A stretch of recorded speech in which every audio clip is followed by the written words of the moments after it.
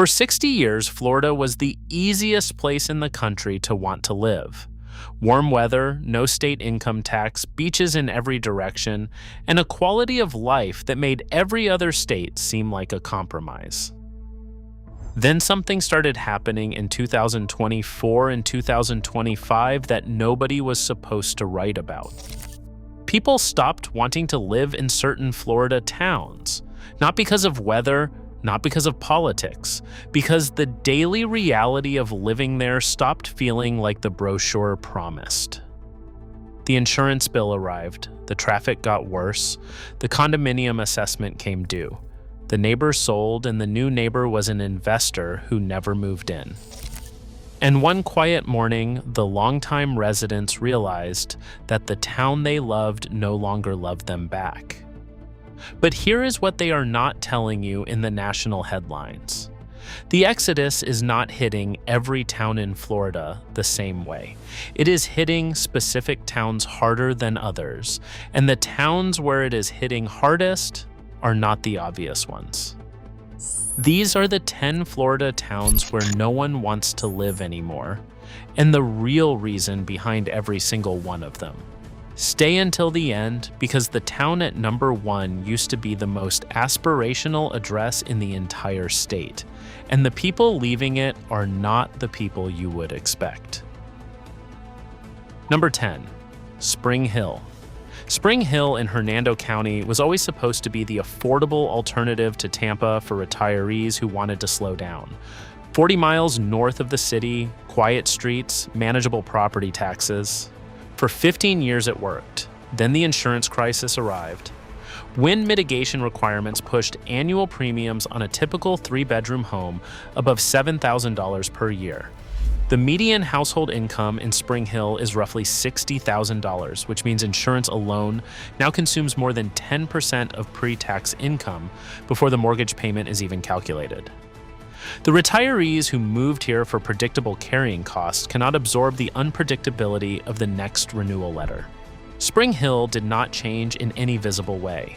The bill that came with living there did, and the people who built the community are now quietly selling and moving to Georgia and Tennessee, where the math still works. The homes that used to sell in 3 weeks now sit on the market for over 180 days, waiting for a buyer who is willing to take on the carrying cost the previous owner gave up on. Number 9, Palm Coast. Palm Coast was the poster child of post-pandemic Florida growth. Flagler County led the entire country in percentage population growth for 3 years running. Then the trucks stopped. The migration rate fell roughly 40% between 2023 and 2025, and listing inventory tripled. Here is a detail nobody mentions when they tell the Palm Coast story. The entire city was originally master planned in the late 1960s by a major national corporation that later filed for bankruptcy in the 1980s, leaving behind tens of thousands of platted but undeveloped lots. The current boom was the second time someone tried to fill those lots. The current stall is the second time the experiment has failed. The average new build that sold for $310,000 in 2021 now lists for nearly $470,000, and the remote worker buyer pool that fueled the boom has largely already made its move. There is no second wave behind them, and the early arrivals are now selling.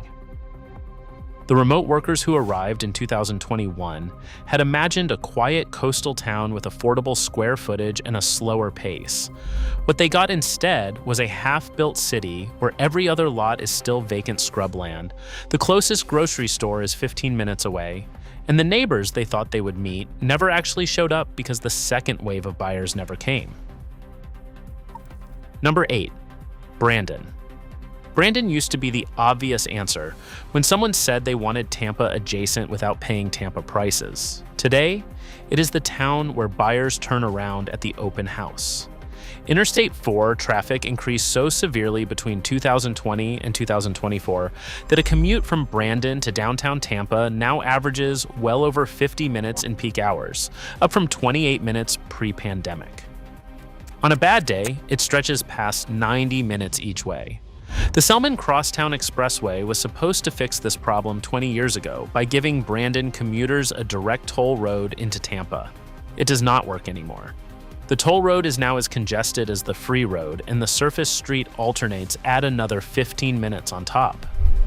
People are not leaving Brandon because of price. They are leaving because the quality of life math changed. A Florida transplant who fled a northeast commute will not accept the same commute in the state they moved to escape it. The home is cheaper. The hour you lose in traffic every single morning is the part the listing photos never showed. The relocation buyer who imagined Florida as a slower-paced version of their old life arrives in Brandon and discovers the commute is identical to the one they were trying to escape. And the realization is the first step toward listing the home and trying again somewhere else. Number 7. Lehigh Acres. Lehigh Acres was supposed to be the relief valve for capecoral. Cheaper land, cheaper homes, and easy commute. For a stretch in 2021 and 2022, builders could not put up walls fast enough. Then the spillover stopped. Lehigh now has one of the highest active listing counts in Southwest Florida and one of the slowest absorption rates in the entire state. Here is the part that makes Lehigh different from any other town on this list. Lehigh Acres was platted in the 1950s as a tax shelter scheme, divided into more than 100,000 individual lots sold mostly by mail to out-of-state buyers who never visited. To this day, tens of thousands of those lots remain undeveloped on impossible street grids with no water, no sewer, and no road access. Thousands of homes were built on isolated parcels far from grocery stores, schools, and emergency services. When gas was cheap and demand was infinite, that did not matter. With the new buyer pool gone, the isolation is now a deal breaker, and the surrounding empty lots remind every potential resident of exactly why. The families who did move in during the boom describe a strange experience of living on a street with 3 houses on it and 40 empty lots between them, of waiting 20 minutes for an ambulance that has to navigate unpaved access roads, of children who have no walkable neighbors and no sidewalks to walk on. The homes were built, the community was not. Number 6, Wesley Chapel. Wesley Chapel was the upscale answer in the Tampa exurbs for almost a decade. Then the condominium crisis hit. The post-Surfside reforms forced hundreds of mid-rise and low-rise condominium associations across Wesley Chapel to commission structural reserve studies. The findings triggered special assessments averaging between $20,000 and $40,000 per unit. There is a second wave of damage that came right behind the assessments. Mortgage lenders across the country quietly added new underwriting rules that refused to write new loans on condominium buildings without a completed reserve study and a fully funded reserve account. That single rule made dozens of Wesley Chapel buildings effectively unsellable because the buyer cannot get a loan and the seller cannot find a cash buyer at any reasonable price. People are not refusing to live in Wesley Chapel. They are refusing the bill that comes attached to it. And the lender refusal has turned a slow market into a frozen one, where the only sellers left are the ones who can afford to take a cash discount of 20 or 30%. If you have made it this far, you are paying more attention to Florida than most people who only read the headlines, and that alone tells you something about who you are. Whether you already own a home in Florida or you are seriously planning the move, the next 5 towns are the part of this list you need to hear, because the towns coming up are where the desire to live there has fallen off the sharpest, and the bottom of this countdown is where the real story lives. Number 5, Deltona. Deltona in Volusia County was one of the original starter home cities in Central Florida. For most of the 2010s, it absorbed buyers priced out of Orlando without missing a beat. Then in 2024, the property tax reassessment wave hit. Homes that had been capped under the Save Our Homes provision for 15 or 20 years finally got reset when their long-term owners died or sold, and the new buyers inherited tax bills nearly 3 times what the seller had been paying on the exact same parcel. A 40-year resident paying $1,800 in annual property tax sells their home and moves to North Carolina. The new buyer purchases the exact same house at the exact same address. Their first property tax bill arrives at $7,200. Same house, 4 times the tax. The longtime residents who built Deltona into what it is are leaving in waves now, taking with them the institutional memory of the town and the unspoken rules of the neighborhood. The replacement buyers who arrive face the same tax shock the previous buyer just escaped, which means the turnover never stabilizes. Deltona is still affordable on paper if you only look at the asking price. The actual cost of living there tells a very different story, and the realtors who used to sell Deltona as the obvious starter market have quietly stopped saying that out loud. Number 4, Port Charlotte. Port Charlotte sits on the south coast of Charlotte Harbor, and for 2 decades it was the affordable cousin to Punta Gorda across the water. Hurricane Ian changed that in a single afternoon. 3 years later, the rebuild is mostly done, but the residents have not come back the way every economist on the Gulf Coast assumed they would. New listing activity is down significantly, but pending sales are down even further. The real reason is flood insurance reform. Properties inside the new federal flood maps now carry annual flood premiums that often exceed $8,000 on top of windstorm coverage. There is a deeper layer that almost no national outlet has reported. A typical Port Charlotte home that was worth $280,000 before Hurricane Ian now costs over $350,000 to rebuild to current code. Even when insurance pays out, the homeowner ends up underwater on the rebuild before construction even starts. The dream of waterfront Florida did not die. The cost of insuring the dream priced out the audience it was built for. Before we reach the top 3, here is something worth knowing if you are weighing a move or a purchase anywhere in this state. Every town worth buying into and every town worth avoiding in Florida is now in one place. 40 Florida towns reviewed, 20 of them to buy and 20 of them to avoid, all in one simple list called the Florida Buy and Avoid List for 2026. The link is in the description below. But stay right here because the town sitting at number 1 was the single most wanted address in the entire country just a few years ago.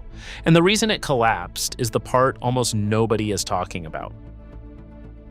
Number 3, Punta Gorda.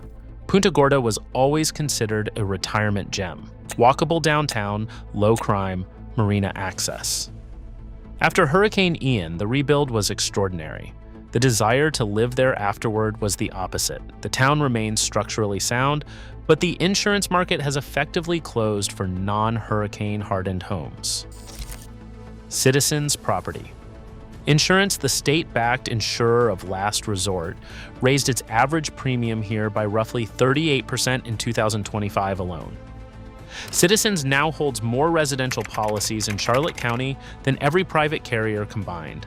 The insurer of last resort became the only insurer of any resort. For retirees who relied on stable carrying costs, the unpredictability of the next renewal is the actual deterrent, not the storm itself. The next quote letter in the mailbox. When the only company willing to insure your home is the one designed to handle policies, nobody else will, the message is unmistakable. The deeper layer is that Citizens has a state-mandated mechanism to charge assessments to every Florida policyholder if its reserves run short after a major storm, which means even Florida residents who do not live in Charlotte County now share the financial exposure of the carriers that pulled out. Number 2, Northport. Northport was named the fastest growing city in the entire United States twice in the past 5 years. The county containing it added nearly 100,000 residents during the boom. Today, net migration into Northport has slowed dramatically, and in some quarters it has gone negative. The real reason is structural, and it traces back to a single developer that platted the original town. Northport was developed by General Development Corporation in the 1960s on a checkerboard of single-owner lots designed to be sold sight unseen to out-of-state buyers. The same corporation platted Port Charlotte and Port St. Lucie using the same scheme. Infrastructure has lagged decades behind growth because the original developer never funded any of it. Roads, water lines, and emergency services cannot scale fast enough, and incoming residents now read the local news and pause. The day-to-day reality is the part that drives the existing residents out. Schools that were built for half the current population are now over capacity by every measure. Two-lane roads, originally laid out for a rural town, carry the traffic of a small city. Emergency response times have stretched in ways the city's own published data confirms. The growth did not stop because people stopped wanting Florida. It stopped because the town ran out of capacity faster than the country ran out of people willing to live there. And the original sin of the 1960s lot pattern is finally catching up with the city 6 decades later. If you are still watching all the way to the top of this list, you already understand that the story of who is leaving Florida is not the story the national publications are telling, and the town at number 1 is the clearest proof of all. It used to be the address everyone wanted, and what broke it is the warning every other town on this list is quietly heading toward. Number 1, Cape Coral. Cape Coral was the single most aspirational address in the entire country during the post-pandemic years. Canal lots, warm water, an inventory that seemed to never run out. Then the desire to live there simply stopped. Today, Cape Coral has more active listings than at any point in the past 15 years. Median time on market has more than doubled. The most telling comparison is this. A typical canal front home that sold in 8 days in 2021 now sits on the market for over 220 days, waiting for a buyer. Net domestic in-migration, the lifeblood of every boomtown in Florida, has fallen to single-digit percentages of where it stood 3 years ago. The real reason is not one thing. It is the perfect storm of 3. First, homeowner insurance premiums in the city now average above $9,000 per year on a median home. Second, the windstorm and flood requirements after Hurricane Ian and Hurricane Idalia rewrote the cost of every renovation and every new build, and Cape Coral was hit by both storms inside a single 24-month window. Third, the very thing that made people want to live here, the lifestyle of canal access at a price that ordinary people could afford, no longer exists. Those who could absorb the new cost stack have already arrived. The wave that should have replaced them is choosing other markets entirely. The town that was every Florida dream in 2021 is the town nobody wants to live in anymore in 2026. And here is the real reason behind every single town on this list. Florida did not lose its appeal. The math of actually living in Florida changed faster than any other state in the country, and the people who built these towns into what they were are the ones quietly leaving. The replacement wave is waiting for the math to make sense again, and until it does, the towns on this list will keep losing the residents who made them what they are. Which Florida town surprised you the most on this list? And have you watched your own longtime neighbors quietly leave without saying goodbye? Drop your town in the comments below. Tell us whether you live in Florida right now or you are planning to move here. And tell us what you want us to cover next, because the patterns you describe in those comments are exactly what shape the next video. And if you are the kind of person who believes the real story of this market is the one the national headlines keep skipping, hit the subscribe button right now, because next we are breaking down exactly which Florida towns are seeing home values fall the hardest in 2026, and whether this exodus stays contained or spreads to the towns most people still believe are safe. We will see you in the next one.